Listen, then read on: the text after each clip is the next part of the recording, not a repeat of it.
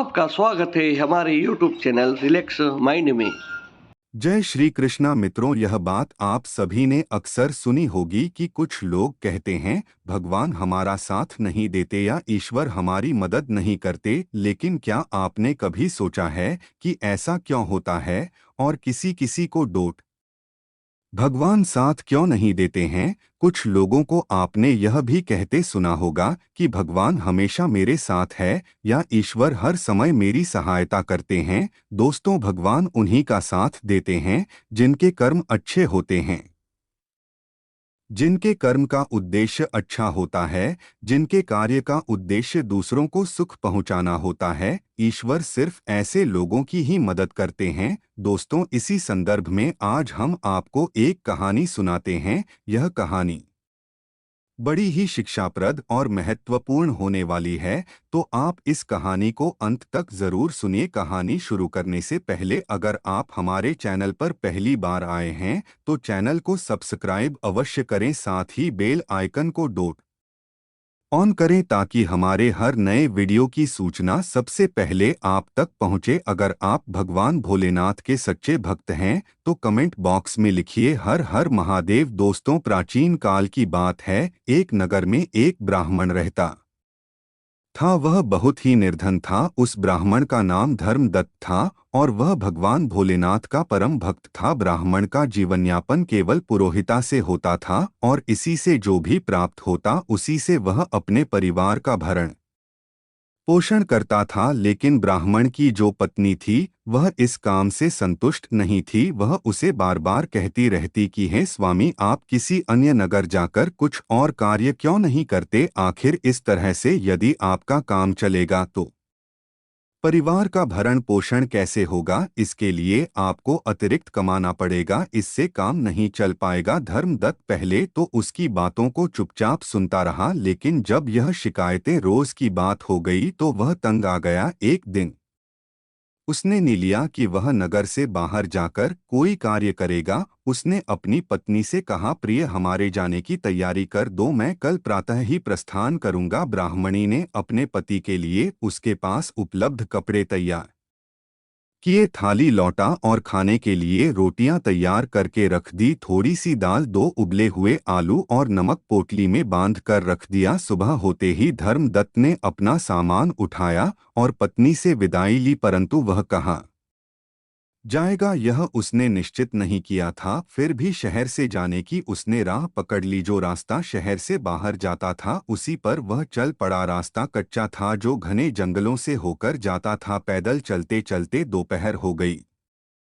उसने सोचा कि यदि कहीं पानी मिल जाए तो स्नान कर लूंगा और भोजन भी कर लूंगा। संयोग से उसे एक स्वच्छ और निर्मल जल से भरा सरोवर दिखाई दिया। धर्मदत्त ने सोचा कि यही कुछ समय विश्राम कर लिया जाए। वह एक घने वृक्ष के नीचे रुका। उसने अपने हाथ मुंह धोए और फिर थकान के कारण लेट गया। यात्रा की थकान इतनी अधिक थी कि वह शीघ्र ही गहरी नींद में सो गया। संयोग से उसी समय भगवान भोलेनाथ और माता पार्वती वहां से गुजर रहे थे। माता पार्वती की दृष्टि उस सोते हुए ब्राह्मण यानी धर्मदत्त पर पड़ी। उसकी दयनीय स्थिति देखकर माता पार्वती का हृदय द्रवित हो गया। उन्होंने भगवान भोलेनाथ से कहा, हे प्रभु, आप तो बड़े दयालु हैं, आप सबके कष्टों को दूर करते हैं और सबको सुख प्रदान करते हैं। यह ब्राह्मण भी आपका परम भक्त है, हर समय आपका नाम स्मरण करता है। कृपा करके आप इसका भी उद्धार कीजिए। भगवान भोलेनाथ मुस्कुराते हुए बोले, हे देवी, तुम्हारा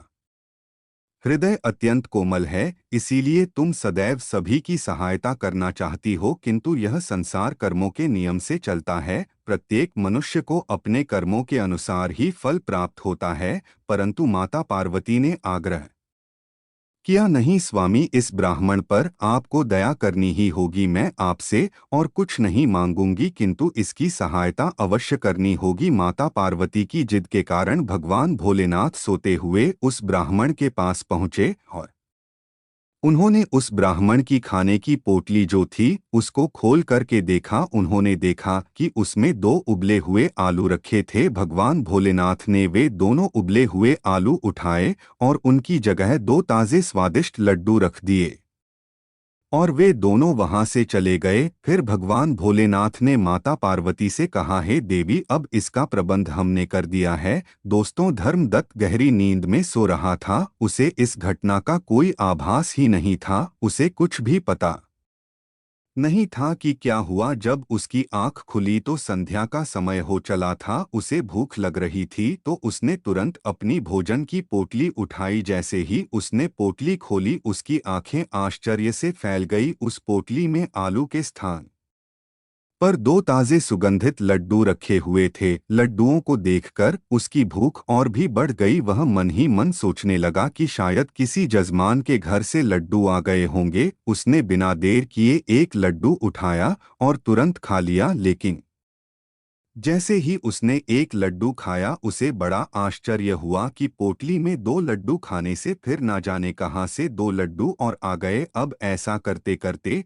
वह करीब 15 से 20 लड्डू खा चुका था, लेकिन पोटली में अभी भी दो लड्डू वैसे ही रखे मिलते। अब उसने ज्यादा सोचना बंद कर दिया। इसके बाद उसने अपनी पोटली और सामान उठाया और घर की ओर चल पड़ा। रात का पहला पहर समाप्त होने से पहले ही वह अपने घर की चौखट पर पहुंच गया। जैसे ही उसकी पत्नी ने उसे देखा तो देखते ही वह उसे भला बुरा कहने लगी। सत्यानाश हो तुम्हारा, ना जाने कितनी बार समझाया था कि बाहर जाकर अच्छी तरह कमाई करके आना, लेकिन वह भी तुमसे नहीं हुआ। धर्मदत्त कहने लगा कि प्रिय, क्या तुम बस अपनी ही कहती रहोगी या कुछ मेरी भी सुनो। तब ब्राह्मण की पत्नी ने कहा, अच्छा बताओ तो सही, ऐसा क्या करके आए हो। धर्मदत्त ने कहा, हे प्रिय, अब हमारे दुख के दिन खत्म हो गए हैं। मैं ऐसी चीज लेकर आया हूँ जिसे देखकर तुम खुश हो जाओगी। ब्राह्मण की पत्नी ने कहा, अच्छा मैं भी तो देखूं, ऐसी कौन सी चीज तुम लेकर आए हो। ऐसा कौन सा खजाना तुम्हारे हाथ लग गया है जो तुम बिल्लियों की तरह उछल कूद रहे हो। फिर ब्राह्मण की पत्नी ने अपने पति को पानी दिया। पानी पीते ही धर्मदत्त ने अपनी पोटली खोली। जैसे ही धर्मदत्त ने पोटली खोली तो उसकी पत्नी ने उस पोटली में लड्डू देखे। उसने आश्चर्य से अपने पति से कहा, आखिर यह क्या पहेली है। धर्मदत्त ने कहा, पहेली बाद में सुलझाना, पहले यह लड्डू चक्कर तो देखो। ब्राह्मण की पत्नी ने लड्डू उठाया और जैसे ही उसे छका वह चौंक गई। अरे, इतने स्वादिष्ट लड्डू तो मैंने अपनी जिंदगी में कभी नहीं खाए। उसने एक के बाद एक कई लड्डू खा लिए, लेकिन पोटली में लड्डू खत्म ही नहीं हो रहे थे। बच्चों ने भी खूब डट करके लड्डू खाए, लेकिन पोटली में लड्डू कम होने का नाम ही नहीं ले रहे थे। लड्डू की संख्या जस की तस बनी रही। फिर धर्मदत्त ने जंगल में घटी पूरी घटना अपनी पत्नी को बता दी। ब्राह्मण की पत्नी ने आश्चर्य से अपने पति से कहा, लेकिन स्वामी, मैंने तो इस पोटली में सिर्फ दो उबले हुए आलू रखे थे, फिर यह लड्डू कहाँ से आ गए। फिर दोनों भगवान भोलेनाथ की कृपा समझकर के बात समाप्त कर देते हैं। अब धर्मदत्त ने पत्नी से सलाह की और अपने घर के बाहर एक बोर्ड लगा दिया, धर्मदत्त हलवाई के विशेष लड्डू। गांव से पहले ही दो तीन ऑर्डर आ गए तो उसने बिना देर किए पूरे किए। जो भी धर्मदत्त के लड्डू खाता वह उनकी तारीफ के बिना नहीं रह पाता, क्योंकि इतने स्वादिष्ट लड्डू किसी ने कभी नहीं खाए थे। आखिर उन लड्डुओं पर स्वयं भगवान भोलेनाथ का आशीर्वाद था। धर्मदत्त ने अपनी पोटली को बड़े जतन से छिपा कर रखा और इस रहस्य को गुप्त बनाए रखा, लेकिन गांव के लोग हैरान थे। धर्मदत्त को कभी लड्डू बनाते तो देखा नहीं, ना ही उस दुकान से कोई धुआं उठता है और ना ही वह कभी बाजार से सामान खरीद कर लाता है। फिर यह लड्डू आते कहाँ से हैं। दोस्तों, धीरे धीरे अब धर्मदत्त की आर्थिक स्थिति बेहतर होने लगी। उसने एक सुंदर सा मकान बनवा लिया, आने जाने के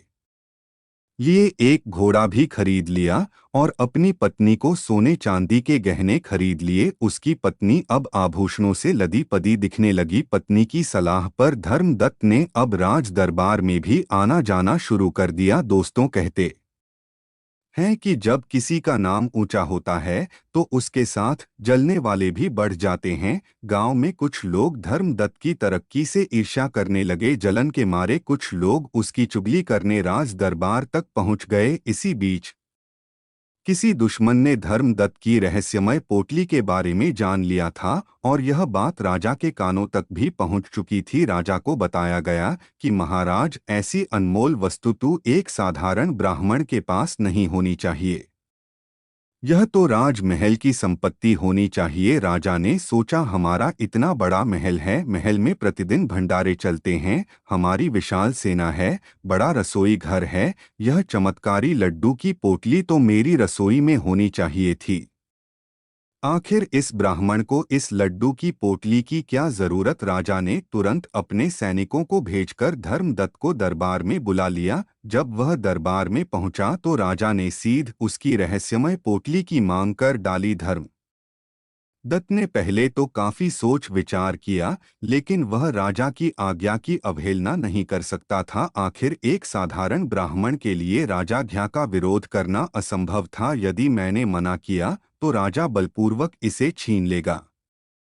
यह सोचकर मन में सोचते हुए धर्मदत्त ने अपनी पोटली राजा को सौंप दी। फिर परिणाम स्वरूप धीरे धीरे उसकी स्थिति पहले जैसी दयनीय हो गई। कोई अन्य काम करने के योग भी नहीं था और जो थोड़ी बहुत जमा पूंजी थी वह भी खत्म हो गई। अब समस्या यह थी कि उसकी पत्नी और बच्चों की जीवन शैली भी खर्चीली हो चुकी थी। वह पहले की तरह फिर से गरीबी में नहीं रह सकते थे। उसे अपनी पत्नी की सलाह पर राजा से मित्रता करने और अपनी मूर्खता का बोध हो रहा था। उसकी पत्नी भी अब बेहद दुखी रहने लगी थी। उधर उसके विरोधी अब उसकी दुर्दशा देखकर चटकारे लेने लगे और उसे नीचा दिखाने का कोई मौका नहीं छोड़ते थे। वह तरह तरह की बातें बनाते थे।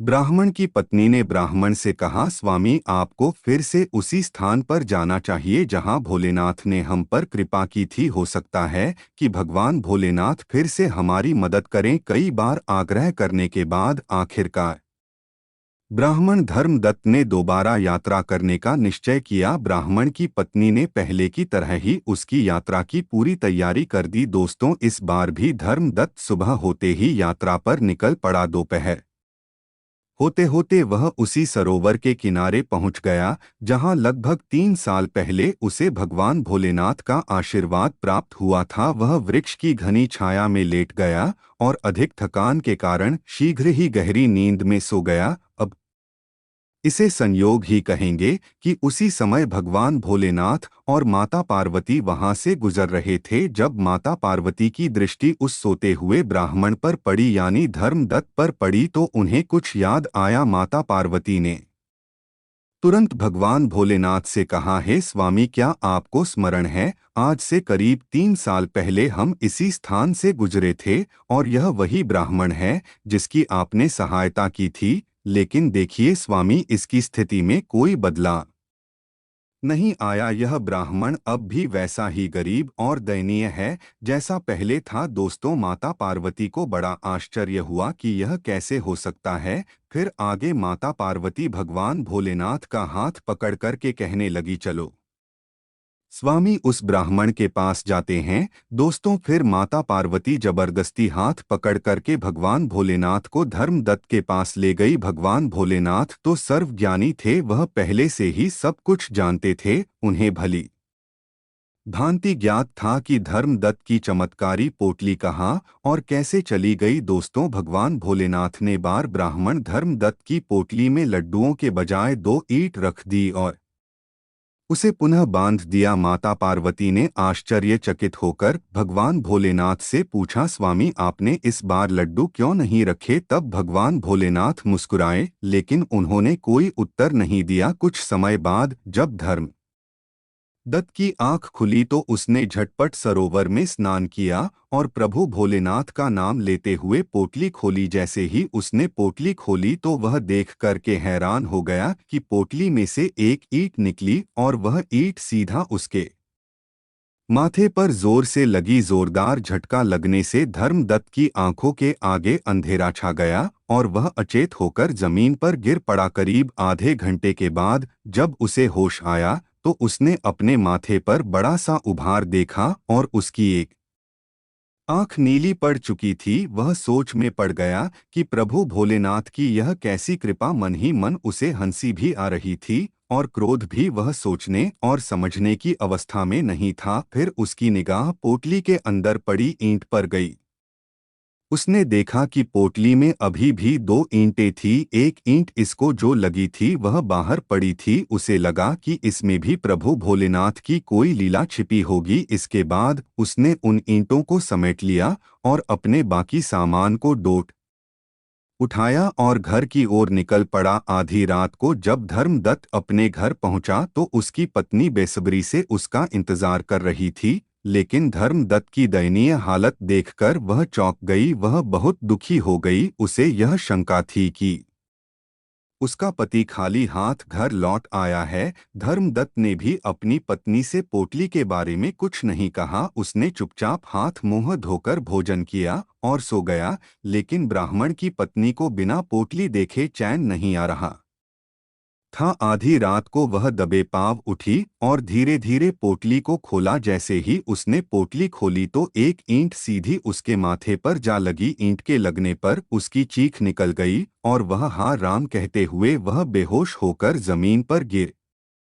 पड़ी। काफी देर के बाद जब उसे होश आया तो उसने देखा कि पोटली फिर से बंद हो चुकी थी। फिर वह भी कराहते कराहते कुछ देर के बाद सो गई। सुबह जब दोनों उठे और एक दूसरे की हालत देखी तो बिना कुछ कहे ही वे सब समझ गए। ना किसी ने कुछ पूछा ना किसी ने कुछ बताया। अब दोनों थोड़े स्वस्थ हुए। फिर धर्मदत्त ने अपने दिमाग के घोड़े को दौड़ाया कि भोलेनाथ की इस कृपा का क्या उद्देश्य है। वह सोचने लगा कि इस बार प्रभु भोलेनाथ ने दो लड्डुओं को ना देकर के दो ईंटें क्यों दी। इस बात का कोई रहस्य तो होगा। फिर उसने पहले वह पोटली गांव के बाहर एक सुनसान जगह पर लेकर गया। वहां पहुंचकर उसने भगवान भोलेनाथ का नाम लेकर के उस पोटली का मुंह अपने से दूसरी ओर खोल दिया। धर्मदत्त आश्चर्यचकित था कि पोटली से लगातार तेजी से ईंट उल्टी दिशा में निकल रही थी। उसने तुरंत पोटली का मुंह बंद कर दिया।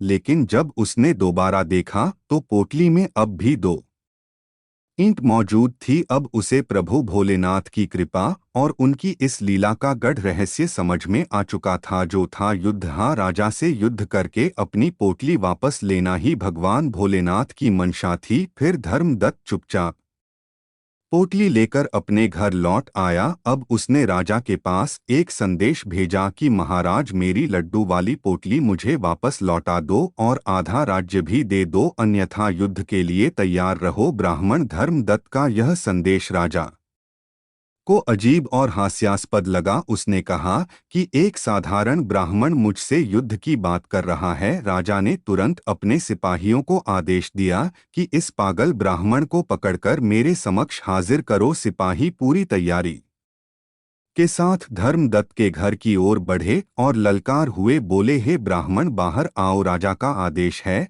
लेकिन धर्मदत्त पहले से ही तैयार था। उसने अपनी ईंटों वाली पोटली को घर के ऊपर रख दिया था। धर्मदत्त ने सिपाहियों को चेतावनी देते हुए कहा, चले जाओ वरना अंजाम बुरा होगा। सिपाही उसकी बात सुनकर हंसने लगे। एक ब्राह्मण हमें धमका रहा है, चलो इसे पकड़ो। लेकिन जैसे ही वे आगे बढ़े धर्मदत्त ने पोटली का मुंह खोल दिया। अब क्या था, चारों तरफ ईंटों की बारिश होने लगी। सिपाही बचने के लिए इधर-उधर भागने लगे। फिर सिपाही लहूलुहान हो गए और दुम दबाकर भागने लगे। लगभग 2000 मीटर तक ईंटों की बारिश उनके पीछे पड़ी रही। वे जैसे तैसे राजा के पास पहुंचे और पूरी घटना राजा को सुना दी। ऐसी एक तरफा लड़ाई ना तो कभी देखी थी ना कभी सुनी थी। राजा को यह सब सुनकर क्रोध आया और उसने अपने सेनापति के नेतृत्व में अपनी पूरी सेना भेजी। सैनिक ब्राह्मण धर्म दत्त को पकड़ने के लिए गांव की ओर चले। लेकिन धर्मदत्त ने गांव के बाहर अपना मोर्चा पहले ही तैयार रखा था। उसने गांव के बाहर एक ऊंचे टीले पर उसने अपनी मचान बना रखी थी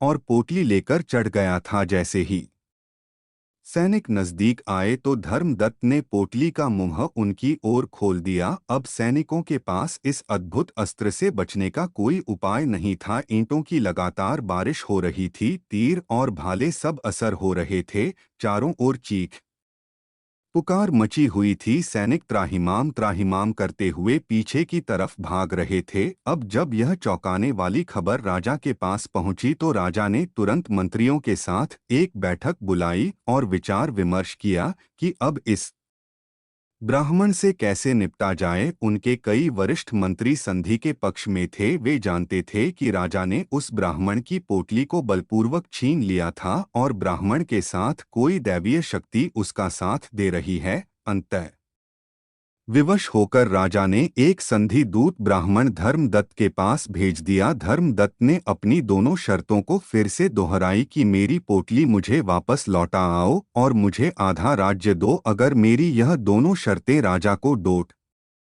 मंजूर हो तभी वह संधि के लिए तैयार है। राजा ब्राह्मण की संधि मानने के अलावा और कुछ नहीं कर सकता था। फिर राजा ने अपना आधा राज्य धर्मदत्त को सौंप दिया और उसकी पोटली भी सामान से सहित उसको लौटा दी। दोस्तों, अब ब्राह्मण धर्मदत्त महाराज बन चुका था और यह सब भगवान भोलेनाथ की कृपा से ही हुआ था। उसने हमेशा न्याय और धर्म के हित में कार्य करना शुरू कर दिया और सुख शांति से वह अपने राज्य का संचालन करने लगा। उस राजा के पास बहुत सा धन था, लेकिन फिर भी उसने ब्राह्मण धर्मदत्त से पोटली को छीना था। तभी भगवान उस पर रुष्ट हो गए और उसके बुरे कर्मों की सजा उसको मिली। और ब्राह्मण धर्मदत्त की नियत अच्छी थी, उसके कर्म अच्छे थे, इसलिए ब्राह्मण धर्मदत्त का भगवान ने साथ दिया। तो दोस्तों, आशा है यह कहानी आपको ज़रूर पसंद आई होगी। अगर आपको यह कहानी अच्छी लगी हो तो वीडियो को शेयर करें और कमेंट में जय श्री राधे लिखना ना भूलें। धन्यवाद।